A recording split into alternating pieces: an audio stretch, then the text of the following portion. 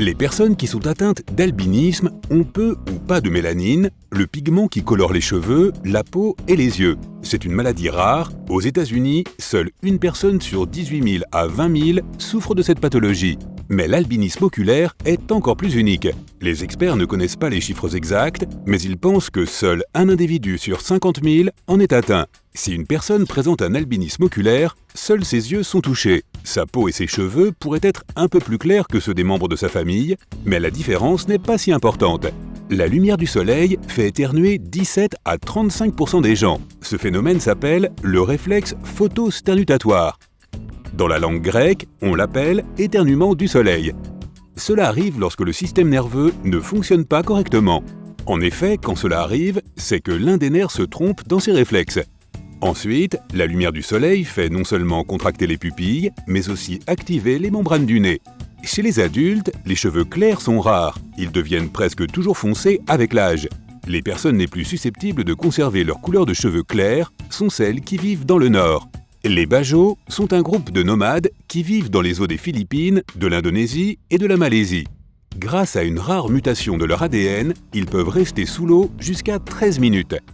Le peuple Bajau a développé des râtes bien plus grandes que la moyenne. Cette particularité leur assure un avantage génétique. Les nomades des mers en ont besoin pour la chasse aux poissons ou pour la recherche d'objets sous-marins pouvant être utilisés dans l'artisanat. Une mutation génétique particulière leur confère des os super denses qui sont presque impossibles à casser. Ils sont nettement plus résistants que les os d'une personne moyenne. La peau de ces personnes est également moins prédisposée au vieillissement. Certes, cela peut sembler cool, mais il y a quand même aussi des inconvénients. Lorsque des os aussi durs se développent, ils exercent souvent une pression trop forte sur les nerfs qui les entourent et sur le cerveau. Les yeux d'une personne moyenne comportent 3 types de cellules coniques. Elles aident à reconnaître les couleurs dans les spectres bleu, rouge et vert. C'est grâce à elles que la plupart des gens peuvent distinguer environ 1 million de nuances différentes. Mais ceux qui sont atteints de tétrachromie ont 4 cônes dans les yeux. Cette caractéristique leur permet de voir jusqu'à 100 millions de teintes différentes. Aussi rare que soit cette anomalie de la vision, elle est tout de même beaucoup plus fréquente chez les femmes que chez les hommes. D'ailleurs, la plupart des personnes atteintes de tétrachromie ne réalisent pas qu'elles voient le monde plus clair que les autres. Un peu plus de 8% seulement des gens ont des tourbillons de cheveux dans le sens inverse des aiguilles d'une montre. Une spirale de cheveux peut être simple ou double. Très peu de personnes ont des mèches en spirale triple, mais cela existe. Les experts ne sont pas tous d'accord avec cette théorie, mais certains chercheurs affirment qu'il y a un lien entre la main utilisée et la direction d'une mèche de cheveux. Les gauchers ont 5 fois plus de chances d'avoir un tourbillon dans le sens inverse des aiguilles d'une montre que les droitiers. 1 à 5 personnes sur 10 000 seulement ont une pupille de forme inhabituelle. Dans la plupart des cas, elle ressemble un peu à un trou de serrure ou à un œil de chat. Ce trouble oculaire est appelé colobome de l'iris. Les scientifiques pensent que l'origine est principalement génétique. Les super-goûteurs sont des personnes qui distinguent certaines saveurs plus fortement que d'autres. Ils ont plus de papilles gustatives, ce sont ces petites bosses en forme de champignons qui couvrent la langue. Elles sont recouvertes de récepteurs de goût qui informent le cerveau de ce que l'on mange.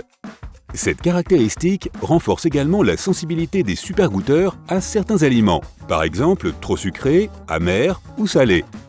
Ils ont également plus de récepteurs de la douleur sur la langue. C'est pourquoi ces personnes évitent les aliments épicés.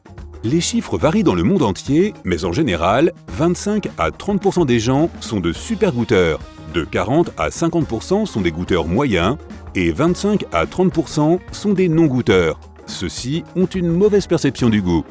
Moins de 1% de la population mondiale est atteinte d'une maladie rare appelée dextrocardie. C'est lorsque le cœur est placé sur le côté droit de la poitrine et non sur le côté gauche. Dans de rares cas, les personnes dotées de cette qualité unique ont tous leurs organes internes du côté opposé du corps. 1 à 5 personnes sur 10 000 seulement ont ce qu'on appelle un pitch parfait ou absolu. C'est la capacité d'identifier et de recréer des sons musicaux. Cette caractéristique est souvent héréditaire. Elle est également plus fréquente chez les personnes qui ont commencé leur formation musicale avant l'âge de 6 ans. Les Grecs anciens racontaient des histoires sur des créatures cracheuses de feu appelées chimères. Il s'agissait d'un mélange redoutable de chèvres, de lions et de serpents. Dans la vraie vie, les chimères sont des personnes qui ont 2 jeux d'ADN différents. Les scientifiques n'ont pas recensé plus de 100 cas de chimérisme humain. La mutation du gène DEC2 permet aux gens de s'en sortir avec seulement quelques heures de sommeil par nuit et de se sentir quand même en pleine forme. Ces personnes qui dorment peu ne se sentent pas fatiguées et ne font jamais la grasse matinée.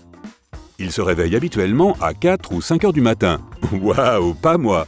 Seulement 5% des gens bénéficient de cette particularité.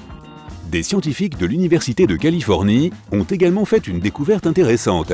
Ils affirment que les personnes porteuses de la mutation DEC2 ont besoin de moins de temps pour effectuer certaines tâches que les dormeurs normaux. L'orteil de Morton est une forme de pied dont le second orteil est plus long que le premier. Seuls 3 à 22% des gens dans le monde ont les pieds ainsi formés. Le David de Michel-Ange et la Statue de la Liberté en font partie. Contrairement à la majorité de la population mondiale, 1,5% des gens n'ont qu'un seul pli palmaire. C'est la ligne qui traverse la paume de la main. Les hommes sont plus susceptibles d'avoir un seul pli palmaire que les femmes. Le plus souvent, cette caractéristique est héréditaire. Seulement 3% de la population mondiale ont des lignes qui forment des lettres X sur leurs deux paumes. Dans de nombreuses cultures, cette caractéristique rare est considérée comme le signe d'une forte personnalité. Une personne sur 500 a une côte supplémentaire appelée cervicale. L'homme moyen a 2 douzaines de côtes, 12 de chaque côté du corps. Mais les chanceux peuvent en avoir 25 ou même 26. Les côtes en trop se retrouvent plus souvent chez les femmes. Elles sont situées dans la région de la colonne cervicale et se développent juste au-dessus des clavicules. Leur taille peut varier, allant d'à peine développée à celle d'une personne adulte. Dans la plupart des cas, les côtes cervicales n'affectent pas le bien-être de la personne, à moins qu'elles ne deviennent trop grosses. Dans ce cas, elles pourraient provoquer un inconfort. Une cinquantaine de personnes au maximum ont le groupe sanguin RH nul, qui est si précieux qu'il a été surnommé sang d'or. Il peut être donné à des personnes qui ont des groupes sanguins incroyablement rares et qui ne peuvent en accepter aucun autre. Le sang d'or a été découvert pour la première fois chez une femme aborigène d'Australie. Si tu as un petit trou près de l'oreille, tu es unique. Ce phénomène ne touche que 5% des personnes dans le monde. Aux États-Unis, moins de 1% des gens naissent avec ce trou. En Asie et dans certaines régions d'Afrique, le nombre est un peu plus élevé, puisqu'il se situe entre 4 et 10%. Cette caractéristique est souvent héritée génétiquement. Elle peut se manifester sur une ou deux oreilles. Cette répartition est de 50-50. Le trou peut aller jusqu'au bout, où il peut s'agir d'une fossette, d'une bosse ou même d'une simple boule. Selon une théorie, le petit trou est un atavisme qui remonte à l'époque où tous les êtres vivants avaient des branchies. Il existe une mutation génétique qui aide les gens à maintenir leur taux de mauvais cholestérol à un niveau extrêmement bas. Dans ce cas, le gène ordonne à l'organisme de produire une protéine qui réduit la quantité de cholestérol dans le sang. Malheureusement, seuls 2 à 3% des gens ont cette capacité bien utile. Environ 65% de la population mondiale a des empreintes digitales en forme de boucle.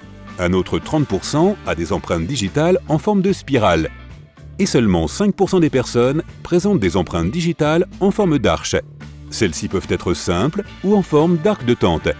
Environ 35% de la population mondiale est épargnée de la douleur et des désagréments liés aux dents de sagesse qui percent les gencives, tout simplement parce qu'elles n'en ont pas. Mais environ 5 millions de personnes moins chanceuses doivent se faire enlever leurs dents de sagesse chaque année. Certaines personnes ont plus d'une rangée de cils. Ce phénomène est une mutation génétique appelée distichiasis. Une personne atteinte de cette maladie a une deuxième série de cils qui poussent derrière la première. Tous ces cils épais et abondants sont vraiment magnifiques, mais ils peuvent aussi causer un certain inconfort. Des poils peuvent commencer à pousser dans la mauvaise direction ou à l'endroit où une glande uropygienne est censée se trouver. Cela peut provoquer des irritations et des larmoiements. Les experts sont convaincus que le peuple du Tibet a muté génétiquement pour pouvoir vivre en haute altitude. Ils possèdent un gène qui les aide à s'adapter à la chute des niveaux d'oxygène à une vitesse stupéfiante. Cette mutation évolutive a été l'une des plus rapides jamais enregistrées chez l'homme. Il n'a fallu que 3000 ans pour qu'elle se développe.